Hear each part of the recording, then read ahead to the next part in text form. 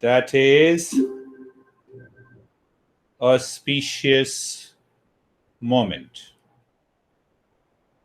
Mindfulness succeeds when there is an auspicious moment. Every master in the Eastern wisdom has written one or more verses or line about creating an auspicious moment before the journey of meditation or mindfulness. Every master has taught it. Why they have done it? Simple answer is to keep aside our ego sense. Or you can say to put aside ego or to keep ego in abeyance. It is difficult to keep the ego in abeyance, but masters have created many methods for it. And one of them is known as Mangala Charan. It is known as Mangala Charan, or you can say a kind of salutation in the mind. Why? The teacher knows he gives the knowledge in humility, as he knows fully he is teaching what had been taught by hundreds of masters in the past. The seeker is receiving these practices in humility because he understands that the teacher represents the true self that dwells within him. Mangalacharya. Same thing we happens, let me take a bath. So I take a towel and other stuff. Let me go to the kitchen. So I prepare myself for everything and then I start cooking. The same thing in the journey of meditation and mindfulness, we follow the path of auspicious moment. And that simply means the teacher and the seeker should keep aside the ego sense. That also includes a kind of salutation, physically or mentally.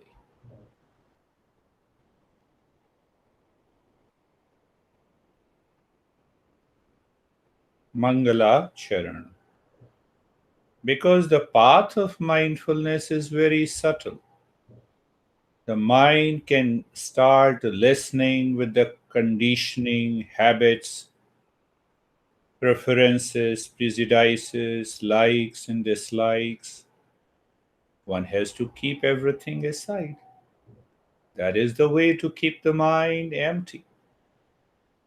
So that is another reason to bring the mind into the auspicious moment.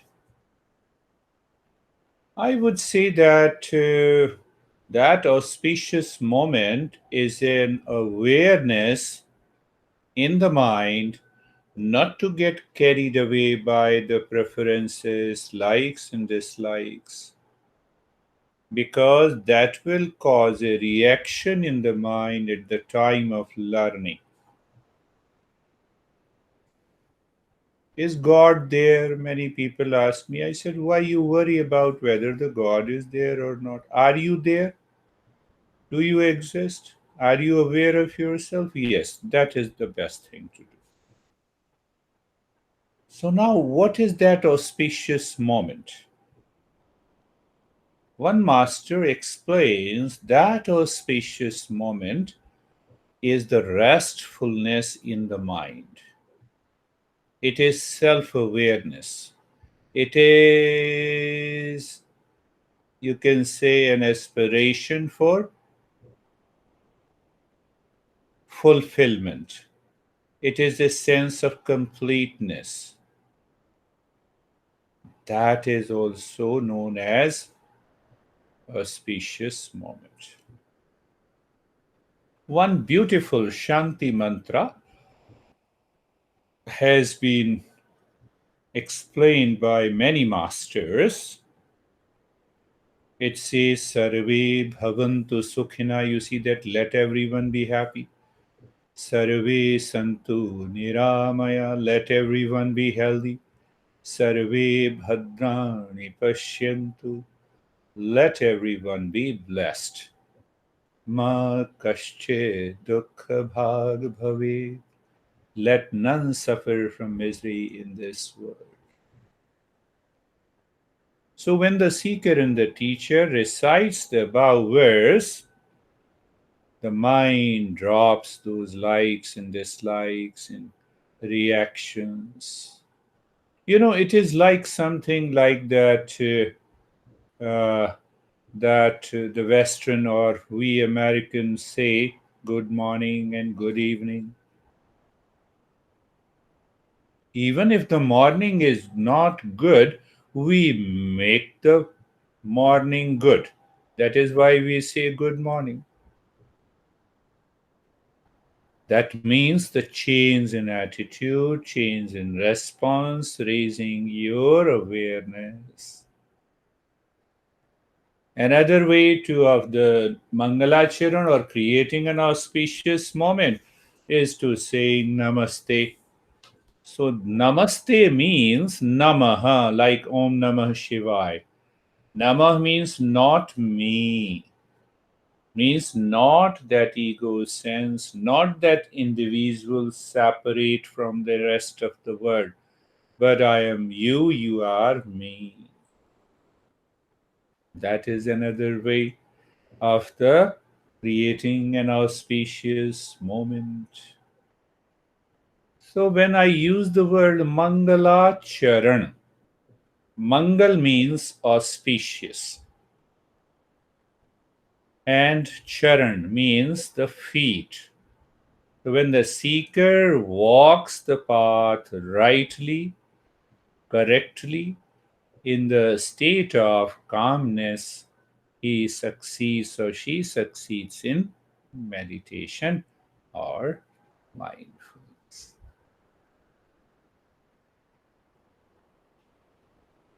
See that how beautiful they have taught us to pass on.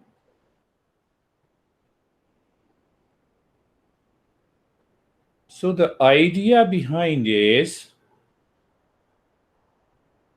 that we should discover the true nature. And today, after the meditation, you should think of it, contemplate, and reflect. I have to discover my true nature. Good. True nature is pure consciousness.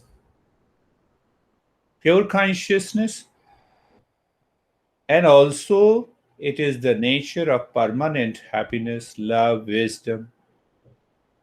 Now I have to discover my true nature.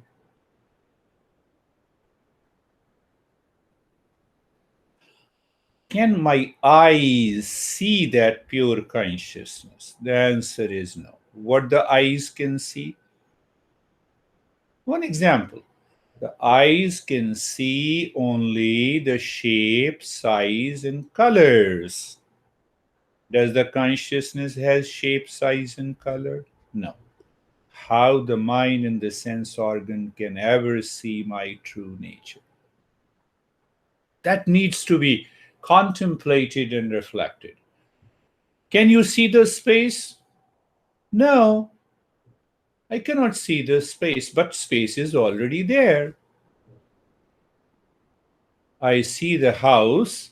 Without space, the house cannot exist.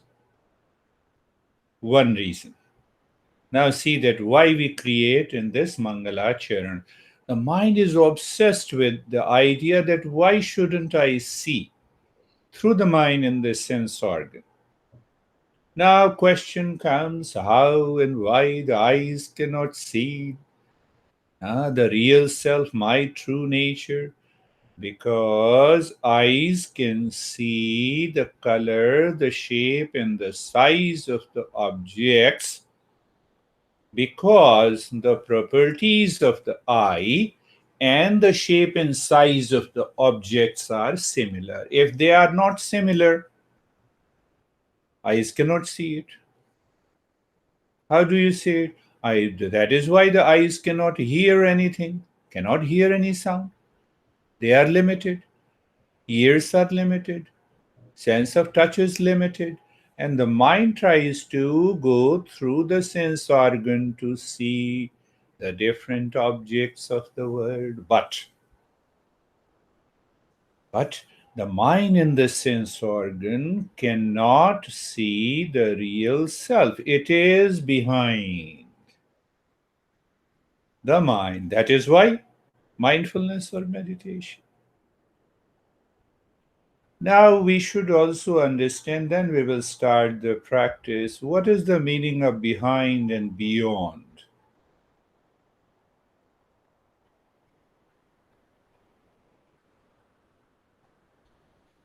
Do you see the wave and do you see the water in the wave?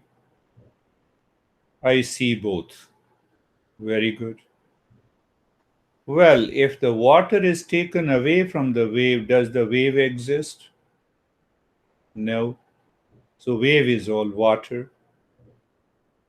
So, when I see the wave, I instantly know it is the water.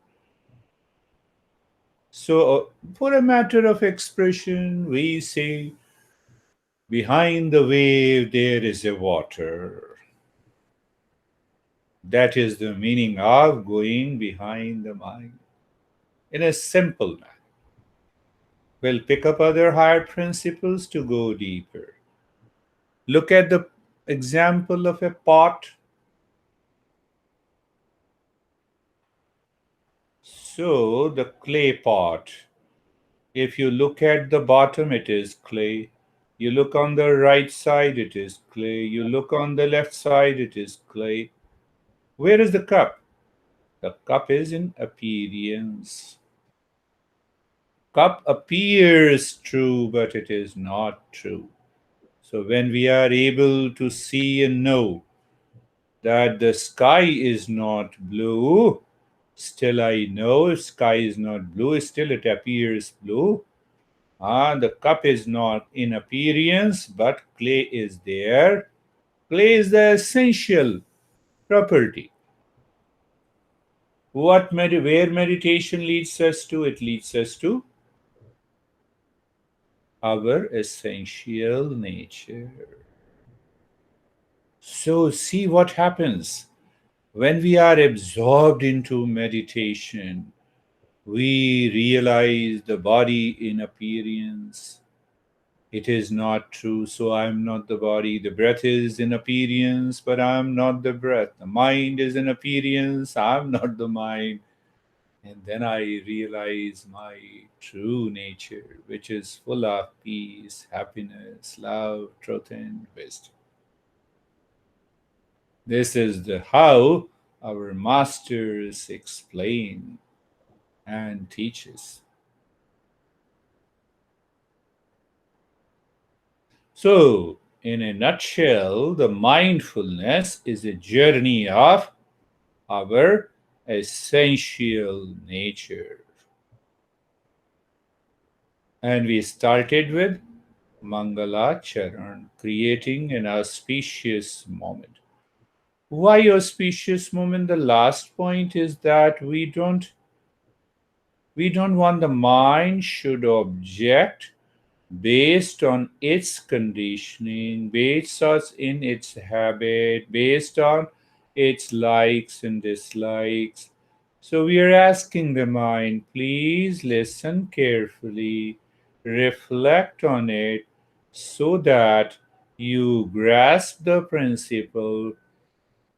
The mind has a clarity, the intellect has a conviction, and that intellect inspires us to meditate. We always succeed in meditation. Let us start our journey of mindfulness practice today. Close your eyes.